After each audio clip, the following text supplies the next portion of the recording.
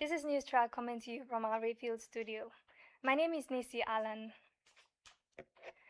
The Independent National Electoral Commission, INEC, says it is yet to receive budgetary allocations for the conduct of the 2027 general elections. The INEC National Commissioner in charge of voter education and publicity, Malam Mohammed Haruna, disclosed this on Thursday in Abuja. Haruna spoke at a cross-sectorial interactive session organized by the Peering Advocacy and Advancement Center in Africa in partnership with Legis 360. The fireside chat, which brought together political parties, civil society organizations, and INEC officials, focused on the just concluded Ekiti governorship election and INEC's preparations for the 2027 general elections. Haruna said although the commission was still awaiting the release of funds, preparations for the conduct of successful 2027 elections were ongoing. INEC had proposed a total budget of 873.78 billion naira for the 2027 general elections, with substantial allocations dedicated to election operations, technology, and capital expenditure.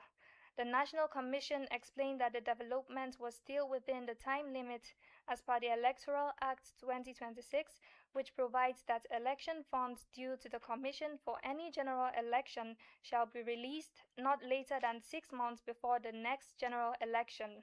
He, however, said the Commission was already making arrangements for the procurement of new election materials, including the bimodal voter accreditation system and other machines that were damaged, lost, or unrecovered during previous elections. Speaker of the Plateau State House of Assembly, Nanlong Daniel, says the 10th Assembly is fully prepared to work with the Plateau State Advisory Committee on State Police as partners in the domestication and implementation of state police in the state. The Speaker stated this when he received members of the Advisory Committee on State Police, led by the retired DIG Operations, Habila Joshak, during a courtesy visit at the Assembly Complex in Jos. Our House of Assembly correspondent reports. Speaker of the Plateau State House of Assembly, Nanlong Daniel, said the 10th Assembly remains a strong advocate of the state policing, noting that the passage of the bill by the National Assembly presents an opportunity to effectively address the security challenges confronting Plateau State. The Speaker commended President Bola Tinubu and the National Assembly for prioritizing the state police initiative and expressed optimism that Plateau State will become a pace setter in the domestication and implementation of the law. We have the bill, every member will go and study it. It's going to be a collective position. And I'm sure at the right time we will invite you. I want you to take the message back to His Excellency that we, as the State House of Assembly, are fully prepared. And I want to congratulate each and every one of you that is part of this committee, because it never happened by accident. God has ordained it long before now. That was why God gave you the opportunity to gather all the experience so that at this point in time. Chairman Advisory Committee on State Policing, Plateau State, retired Deputy Inspector General of Police, Habila Joshua, explained that the committee is seeking for legislative collaboration and support towards ensuring that the proposed state police structure reflects the aspiration of the people and addresses the peculiar security challenges facing the state. The chairman observed that despite the efforts of the federal government, security agencies, traditional institutions, and other stakeholders in tackling insecurity, there remains an urgent need for a more localized, responsive, and intelligence-driven security framework in the state. The role of the Plateau State House of Assembly in this process cannot be overstated. As the custodian of legislative authority within our state, this house will undoubtedly play a pivotal role in creating the legal framework necessary to operationalize state police. The visit forms part of ongoing stakeholders' engagement by the committee aimed at ensuring an inclusive, transparent, and accountable framework for the successful establishment of state police in Plateau State. In Jos, I am Shama Kigang. The Plateau State government has assured residents of Kawel and other vulnerable communities in the state of strengthened security operations to prevent a recurrence of deadly attacks that claimed lives and property. Plateau State Governor Caleb Mutfwang gave the assurance when he led government officials and stakeholders to condole with the people of Kawel in Mushere Chiefdom over an attack that claimed 23 lives in the community. Our correspondent has details.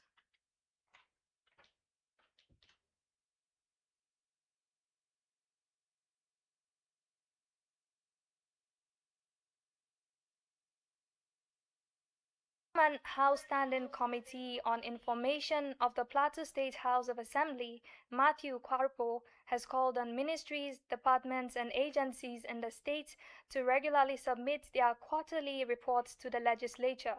This, according to him, will enhance effective monitoring and accountability. Kwarpo made the call during an oversight visit by the committee to the Plateau Publishing Corporation, publishers of the Nigerian Standard newspaper. Our House of Assembly correspondent reports. The House Standing Committee on Information of the Plateau State House of Assembly, led by its chairman Matthew Korpo, embarked on the oversight visit to the Plateau Publishing Corporation, publishers of the Nigerian Standard newspaper, as part of its constitutional responsibility. Speaking during the visit, Matthew Korpo said the Speaker of the Plateau State House of Assembly had directed all standing committees carry out oversight function in ministries, departments and agencies to assess budget implementation and ensure that funds appropriated by the House are judiciously utilized. I'm pretty sure there is Excellency hearing what the committee is saying, that he will increase or improve on his releases to PPC because based on your quarterly reports and what we are seeing, you have done your best and you need more to continue to do your best. We believe that you will continue to make us part. The committee chairman commended the management of the Plateau Publishing Corporation for consistently updating the House through the prompt submission of quarterly reports, describing the development as vital in promoting transparency and accountability in governance. The general manager of the Plateau Publishing Corporation, Chris Gyang, appreciated Governor Caleb Mutfwang for the regular release of funds to the corporation, noting that the intervention has resulted in significant transformation and improved operational efficiency in the organization. You can see that the place has changed. Having thanked the governor, I also want to thank the Speaker of the Plateau State House of Assembly. We have also worked closely through the chairman of the House. Then thirdly, I want to thank Mr. Chairman, sir. Honestly, without your assistance, we wouldn't have reached where we have reached now. Chris Gyang also expressed appreciation to the Plateau State House of Assembly for maintaining a cordial working relationship with the corporation, stressing that such collaboration has contributed positively to the growth and development of the state-owned media establishment. In Jos, I am Shama Kigyang. The Economic and Financial Crimes Commission, EFCC, has called for stronger collaboration with journalists in promoting value reorientation and combating criminality in the society.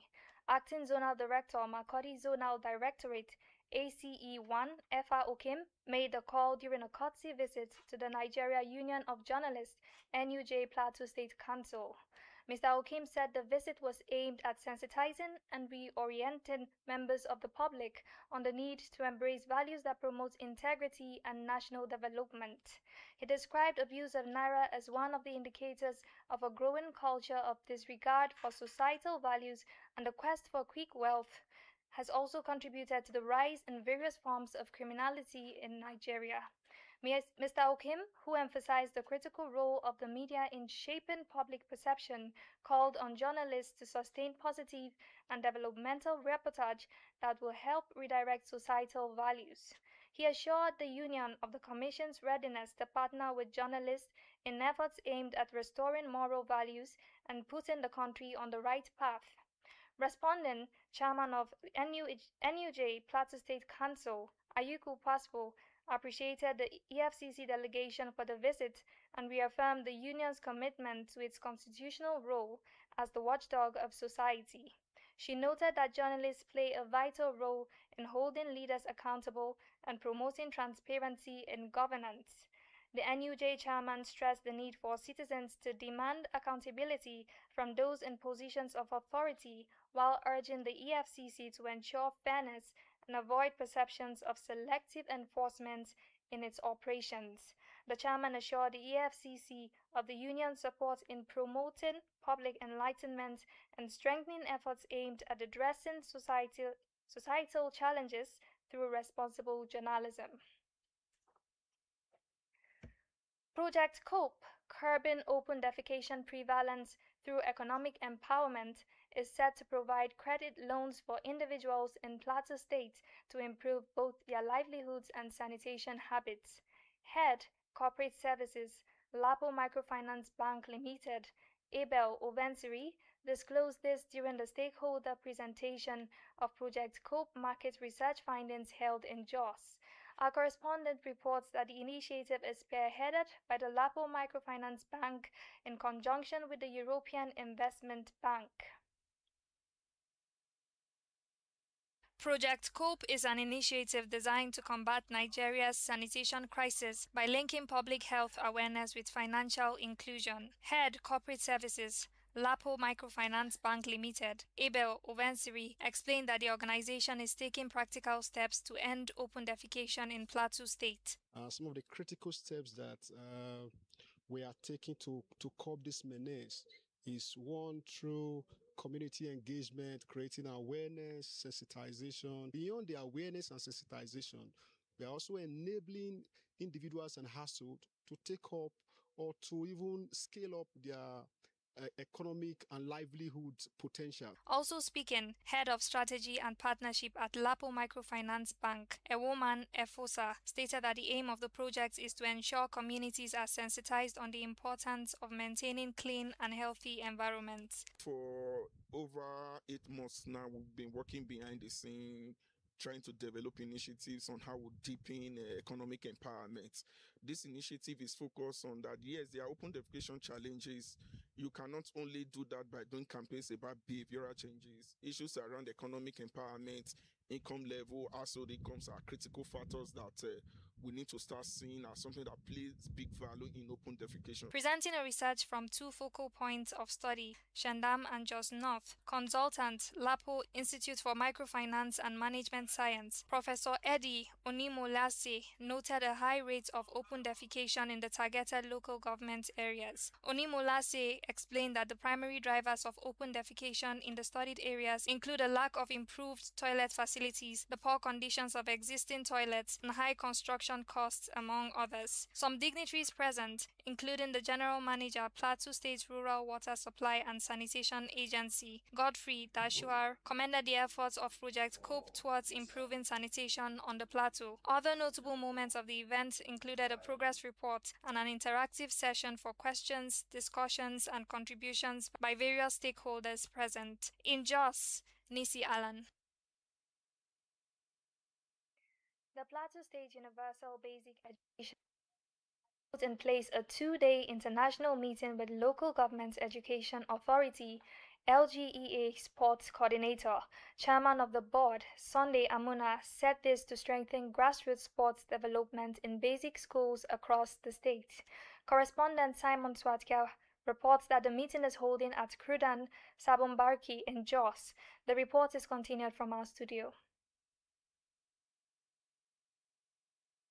The strategic engagement brought together sports coordinators from all the 17 LGEAs with education and sports experts to review existing structures and design as a sustainable framework for talent discovery, training and competition at the basic education level. Declaring the meeting open, Chairman State Universal Basic Education Board Sunday Omuna said the board is aligning with Governor Caleb Mutfang's Time is Now agenda by investing in school sports as a tool for enrollment drive, child development and crime prevention. So put in your very best so that in due time, in due season, you would have produced a champion would have come through your hand, and the champion will never forget you.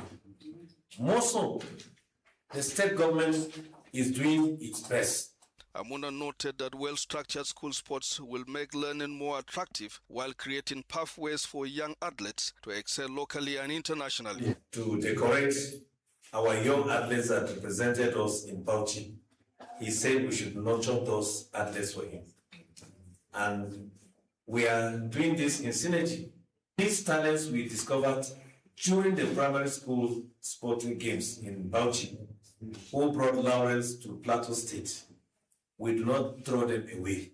Plateau State Coordinator, Universal Basic Education Commission Esther Taylor, represented by the Principal Education Officer Jonathan Kula, called on the government to review basic education sports activities by increasing funding. According to the 2022 National Personnel Audit conducted by the Universal Basic Education Commission with support from its international partners, imagine Nigeria in the year 2035. A boy identified in JSS2 in GJSS Kufan becomes our Olympic 100 meters finalist. A girl identified in primary 6 in Ongongoji Primary School Dengi becomes captain of Super Falcons. A boy from LEA Primary School Cancun in Nantan South gets a basketball scholarship to the US. Director of Sports Plateau State Professor Ezra Gunen noted that the meeting will expose participants to international best practices in school sports management, age grade competitions, safeguarding athletes and partnership models with private and donor organizations. Goodwill message came from Director Primary Education. International rescue teams are in Venezuela to search for survivors after 2 earthquakes killed at least 235 people and injured 4,300. 80 Swiss rescuers and a team of Mexican aid workers are on the ground, state media reports, and a U.S. military official is overseeing support efforts. Local teams searched through the night in collapsed buildings in Caracas and the state of La Guaira, with people heard calling for help from under the debris. Earlier, a woman was pulled alive from rubble. A doctor in La Guaira tells the BBC that 2 main hospitals in the state are completely overwhelmed with a critical lack of medical supplies. The quakes, with magnitudes of 7.2 and 7.5, hit a minute apart on Wednesday night, and the second was the strongest to hit Venezuela since 1900. And that's it on News Track. Stay tuned for global news at 6:30 p.m. and news updates at 10 p.m. Good afternoon.